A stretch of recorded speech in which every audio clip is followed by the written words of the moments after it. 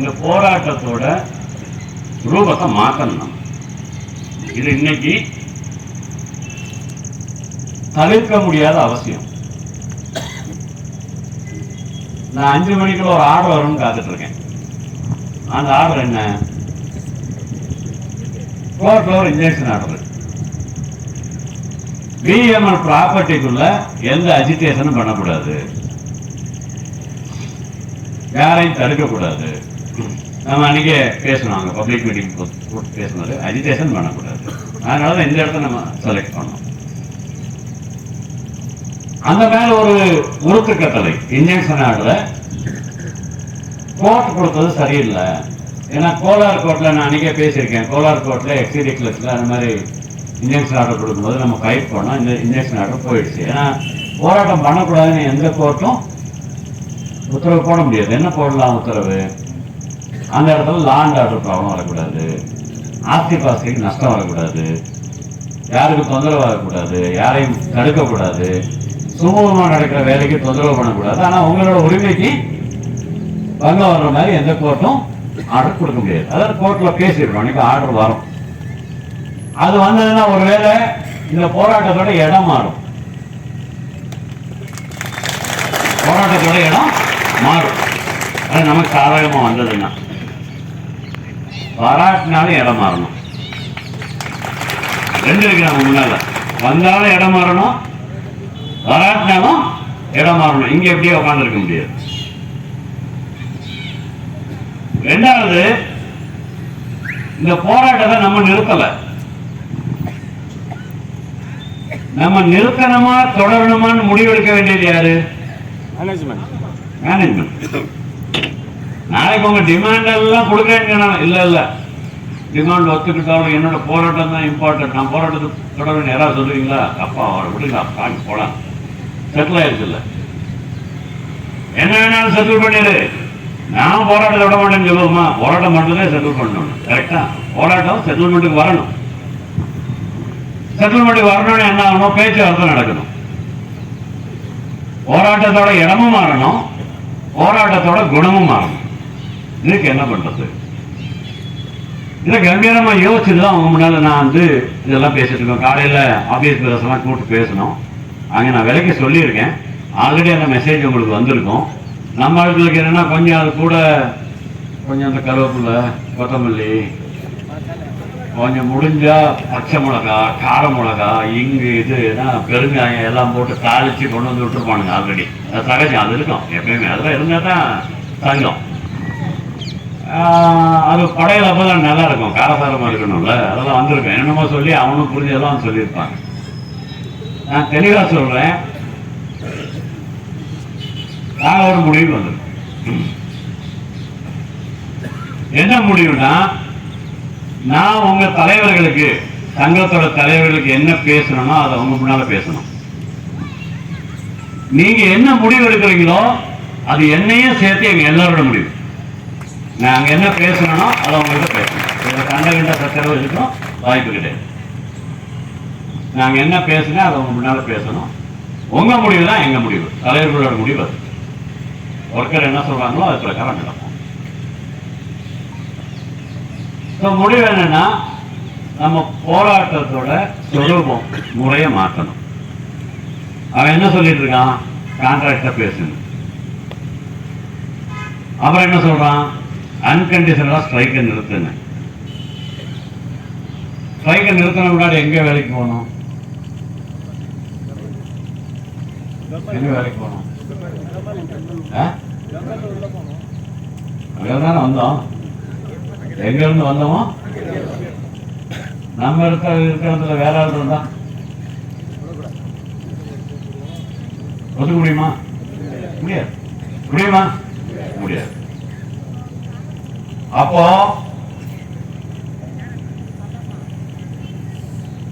நான் பேச்சுவார்த்தை யாரோட வேணாலும் நடத்துறேன்.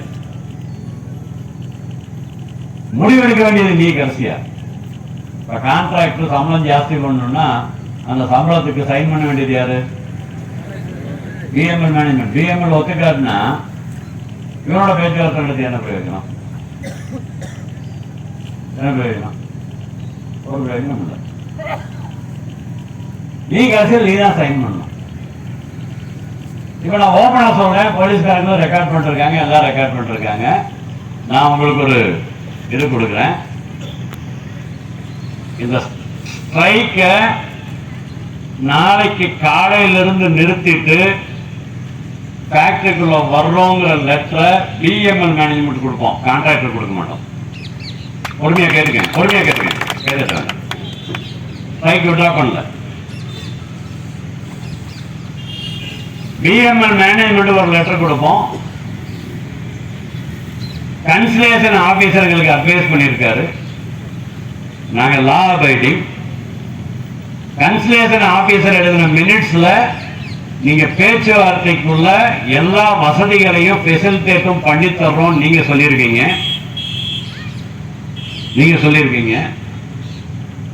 இந்த சர்ச்சைகளோட ஆதாரத்துல பேச்சுவார்த்தை சுமூகமா நடக்கிறதுக்காக இப்ப நடக்கக்கூடிய போராட்டத்தை தள்ளி வைக்கிறோம்னு யாருக்கு லெட்டர் எழுதுறோம்?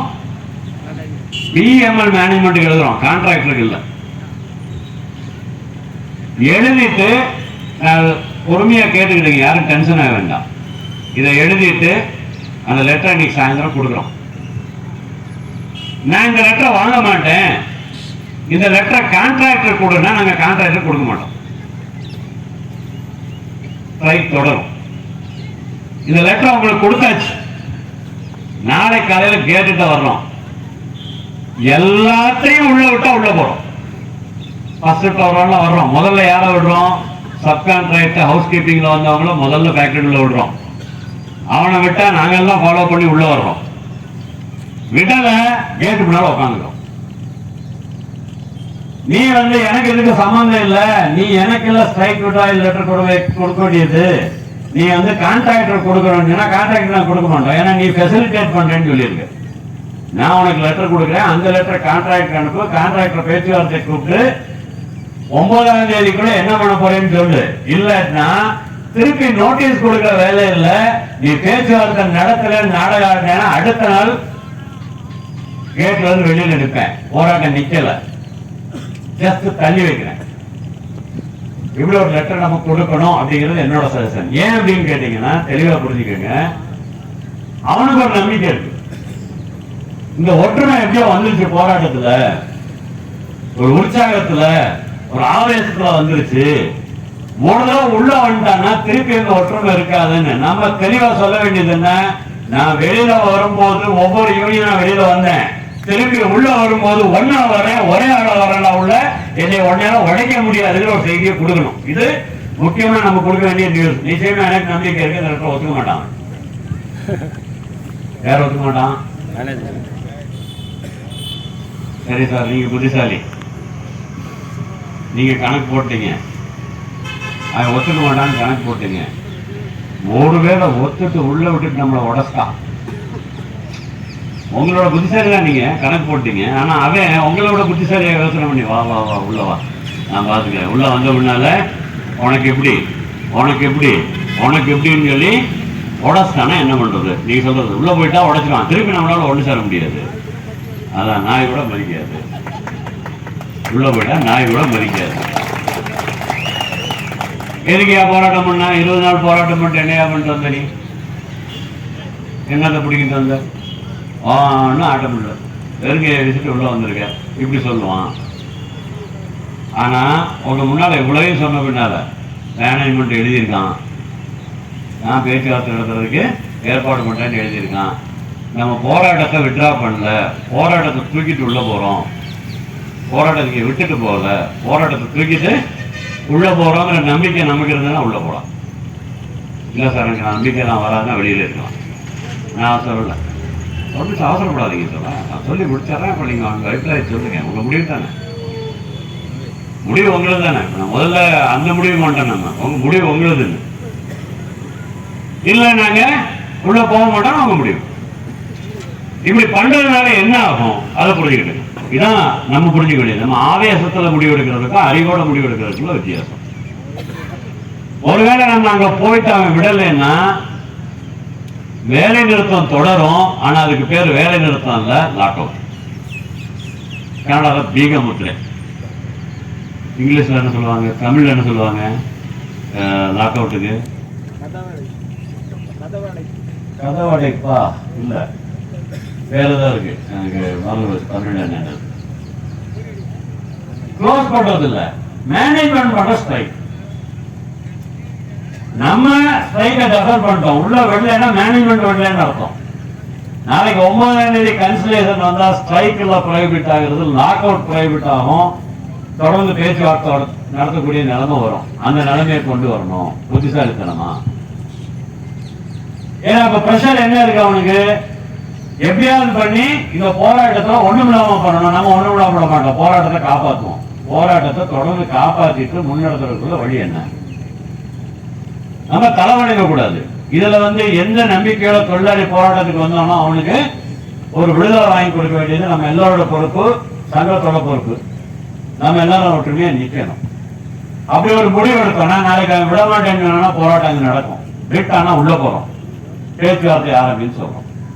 ஆரம்பிக்கிறதுக்கு என்ன பண்ணணும் நான் சொல்லிடுறேன், அப்புறம் நீங்க பேசுங்க, என்ன டவுட் இருந்தாலும் கேளுங்க. நான் முதல்ல உங்களுக்கு ஒரு வார்த்தையை சொல்லிடுறேன். நான் உங்களுக்கு ஒரு ஐடியா சொல்றேன்னு வச்சுக்கீங்களேன், என்னோட அபிப்பிராயத்தை உங்களுக்கு சொல்றேன். அந்த அபிப்பிராயத்தை நீங்க வேணான்னு சொல்லிட்டீங்கன்னா எனக்கு நிச்சயமா வருத்தப்பட மாட்டேன். நான் வருத்தப்பட மாட்டேன். இது உங்களோட தெளிவான முடிவெடுக்கிறதுக்காக நான் சொல்லக்கூடிய இது. நீங்க யோசிச்சு முடிவெடுக்கணும். கடைசியில் நம்ம எல்லாரும் சேர்ந்து என்ன முடிவெடுக்கிறோமோ அந்த முடிவுக்கு எல்லாரும் ஒற்றுமையா நிற்கணும். நம்ம ஒற்றுமைக்கு நம்ம முடிவு பாதகமாக இருக்கக்கூடாது. நம்ம ஒற்றுமைக்கு முதல்ல நமக்குள்ள ஒற்றுமை, அப்புறம் நமக்கு என்ன இந்த போராட்டத்தை முன்னெடுத்திட்டு இருக்கோம் அவங்களுக்குள்ள நம்பிக்கை, அதுக்கு பாதகமா இது ஆயிடக்கூடாது. அந்த ஒரு சுய நம்பிக்கைன்னு சொல்லுவோம்ல, ஆத்ம விசுவாசம் சொல்லுவாங்க கன்னடத்துல, அந்த செல்ஃப் கான்பிடன்ஸ், அதுக்கு பங்காயிடக்கூடாது. இப்படி ஒரு நிலைமைக்கு வந்தோம்னா மேனேஜ்மெண்ட் மாட்டிக்கிறோம், பேச்சுவார்த்தை நடத்தணும். நம்ம ஒரு மாதம் சொல்லியிருக்கோம், ஒரு மாசத்துக்குள்ள பாசிட்டிவா போகலைன்னா நெக்ஸ்ட் எப்ப வேணாலும் நம்ம ஸ்ட்ரைக் ஆரம்பிக்கலாம், போராட்டத்துக்கு போகலாம். அந்த டயத்துல நம்ம பிளான் பண்றது என்னன்னா, மைசூர்காரன், பெங்களூர்காரன், பாலக்காடுக்காரனையும் கூப்பிட்டு இது எல்லாத்துக்கும் சேர்த்து பேச்சுவார்த்தை நடத்துறது. ஏன் நான் மட்டும் நடத்தினா முடியாது, நீயும் போராட்டத்துக்கு வான்னு இந்த ஒற்றுமைய எல்லா பிளான்ட்டுக்கும் எக்ஸ்பேண்ட் பண்ணணும். அதுக்காக ஒருவேளை நாளைக்கு நம்மளை உள்ள விட்டாலும் விடாட்டினாலும் 1ஆம் தேதி இல்ல 2ஆம் தேதி எல்லா பிளான்ட் லீடர்ஸையும், கான்ட்ராக்ட் ஒர்க்கர்ஸ் லீடர்ஸ் என்ன இருக்காங்க, அதில் இருக்கக்கூடிய ஸ்கில்டு, அன்ஸ்கில்டு, டிசிஎல் எல்லா லீடர்ஸையும் 1ஆம் தேதி இல்லை 2ஆம் தேதி பேசிட்டு அவங்களோடையும் பேசிட்டு எல்லாத்தையும் மீட்டிங் கூப்பிடணும்.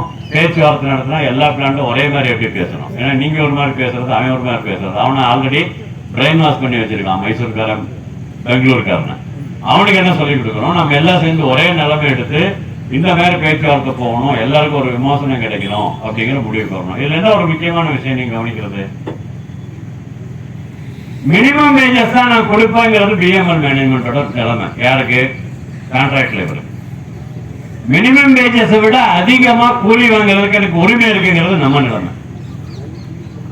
மினிமம் வேஜஸ் ரிவைஸ் ஆன கூப்பிட்டு நான் ஊதிய ஒரு பண்ட ஒப்பந்தம் பண்றது இல்லை. மினிமம் வேஜஸ் கூட ஆகாட்டினாலும் இன்னைக்கு இருக்கக்கூடிய நிலைமையில என்னோட வாழ்க்கையை நடத்துறதுக்கான சம்பளத்தை வாங்குறதுக்கு எனக்கு உரிமை இருக்கு, கொடுக்கறதுக்கு உனக்கு தகுதி இருக்கு. பிஎம்எல் மேனேஜ்மெண்ட் தகுதி இருக்கு, தகுதி இல்லாம இல்லை.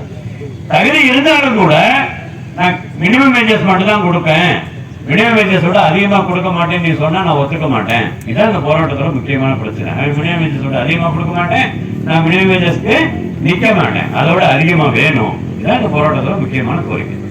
அது கூட கிராஜுவேட் வேணும், பெர்மனன்ட் வேணும். இது எல்லாத்தையும் உட்காந்து பேசணும். பேசுறதுக்கான வாய்ப்புகளை நம்ம எழுதக்கூடாது.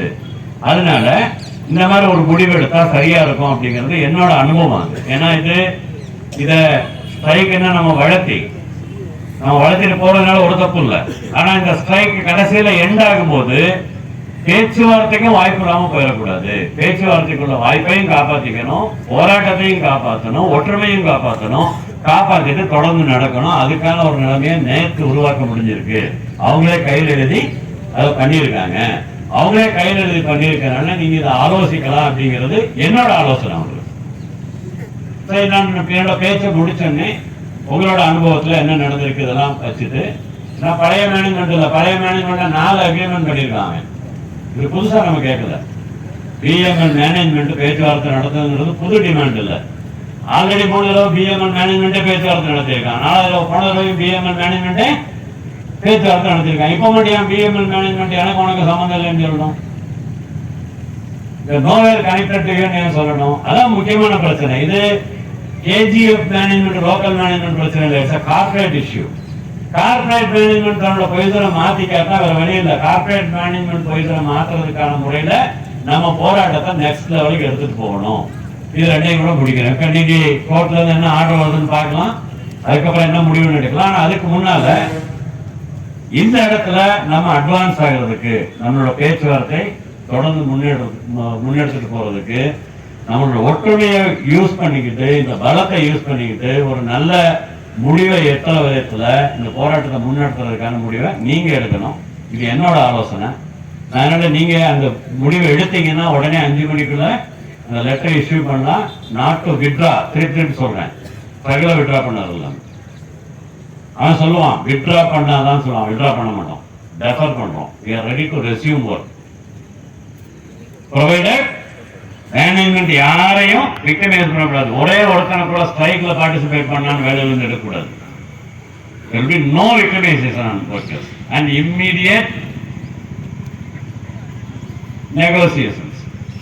இம்மீடியட்டா நெகோசியேஷன் ப்ராசஸ் ஸ்டார்ட் பண்ணும். உடனே நெகோசியேஷன் ப்ராசஸ் ஸ்டார்ட் பண்ணணும். வித்தின் மந்த்துக்குள்ள அட்வான்ஸ் ஆகணும். That at any time we will continue the strike. With that condition, we are giving an opportunity to the management to resolve the issues. நீ அடமெண்டா இருக்கா, நான் இல்ல அடமெண்டா இருக்கிறது. யூனியன் எப்ப அடமெண்டா இருந்தது? நீ சம்பளம் ஜாஸ்தி கொடுத்தா எப்ப நாங்க அடமெண்டா இருக்கிறது? அடமெண்டா இருக்கிறது நீ கான்ட்ராக்டர் கூட பேச மாட்டேன்னு சொல்லி அந்த அடமென்சியை விடு. Be practical. நான் உழைக்க இங்க வராது, என்னோட லேபர் கான்ட்ரிபியூஷன் வராது, கம்பெனி நிக்காது. கம்பெனியை காப்பாற்றணுன்ற பொறுப்பு உனக்கு எவ்வளவு இருக்கோ அவ்வளவு எனக்கு இருக்கு. So we are giving an opportunity to resume the negotiation in a meaningful way at the quickest possible result we are expecting. இல்லைன்னா we are reserving our right to start strike at any moment without issuing further more notice. இன்னொரு notice கொடுக்காம strike போறதுக்கான உரிமையை தக்க வச்சுட்டு நாங்கள் உள்ள வர்றோம் அப்படிங்கிறத நம்ம கிளியரா எழுதணும் அப்படிங்கிறது என்னோட அபிப்பிராயம். இப்போ நீங்க பேசுங்க, அவங்களோட அபிப்பிராயங்கள் இருந்தால் சொல்லுங்க. கடைசியில் நம்ம எல்லாரும் சேர்ந்து ஒரு முடிவுக்கு வருவோம். சண்டை போட வேண்டாம். என்ன முடிவு எடுத்தாலும் நம்ம ஒற்றுமையா ஒரு முடிவுக்கு வருவோம். யாரும் பலவந்தம் பண்ண வேண்டாம். நானும் உங்களை பலவந்தம் பண்ண மாட்டேன். நம்ம எல்லாரும் சேர்ந்து ஒரு முடிவுக்கு வருவோம். இது என்னோட ஆலோசனை. இந்த ஆலோசனை அவங்க முன்னால வைங்க. ஒர்க்கர்ஸ் என்ன சொல்றாங்களோ அதுக்கு தகுந்த மாதிரி முடிவு எடுக்கலான்ட்டு எல்லா லீடர்களும் சொன்னாங்க. அதனால உங்க முன்னால நான் அதை நேரம் வச்சிருக்கேன். ஸோ உங்களுடைய கருத்துக்களுக்காக நான் எதிர்பார்க்குறேன். நம்ம சேர்ந்து ஒரு முடிவுக்கு வருவோம். அவசரம் இல்லாமல் பொறுமையாக பேசுங்க. யாரும் தெரியாது எந்திரிச்சு போக வேணாம். இடையில இன்னொரு குரூப் மீட்டிங் பண்ண வேணாம். ஒருத்தர் பேசுகிற ஒருத்தர் பொறுமையாக கேளுங்க. கமான், யார் ஆரம்பிக்கிறீங்க?